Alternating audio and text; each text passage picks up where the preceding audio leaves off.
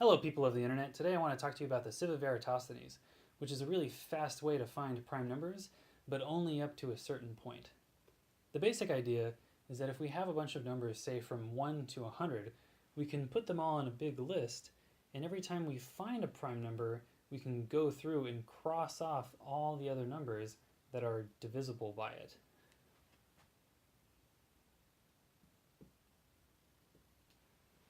So the first step of the Sieve of Eratosthenes is to write down the numbers from 1 all the way up to the number that you care about. In this case, 35, because I want to calculate all the prime numbers between 1 and 35. We start with the number 2. Since 2 isn't marked off, we know that it must be prime. And that means that we need to cross off all the other numbers that are divisible by 2. But the nice thing about all the numbers divisible by 2 is that you can just jump every 2.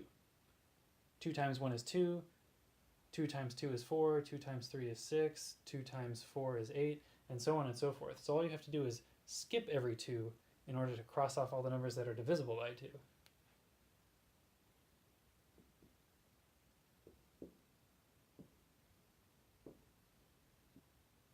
Now that we're finished with 2, we go on to the next number. Since 3 is also not crossed out, we have to go and cross out every number that's divisible by 3. In this case, we can do the same exact thing, simply jumping every 3 and crossing those numbers off. Some of the numbers that we cross off have already been crossed off, but that's totally okay.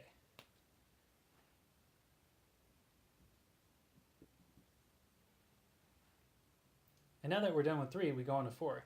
Since 4 is already crossed off, we know that it's not prime and that we don't have to cross off anything divisible by 4 because anything that was divisible by 4 was also divisible by 2, so it's already been crossed off. Then we go to 5. And again, the process repeats. Since 5 isn't checked off, we know that 5 must be prime, so we need to go and cross off any number that's divisible by 5. In this case, since we're only going up to 35, we're actually done. We don't need to check anything else because we've already crossed off all the numbers between 1 and 35 that aren't prime. One of the things I like about the Sieve of Eratosthenes is it's usually very easy to implement in code. All you need is an array of Boolean values where it's true if the number hasn't been checked off and otherwise is false. And then you basically have an array where my array at the ith index will be true if the number is prime and will be false if the number is not prime. And that's it.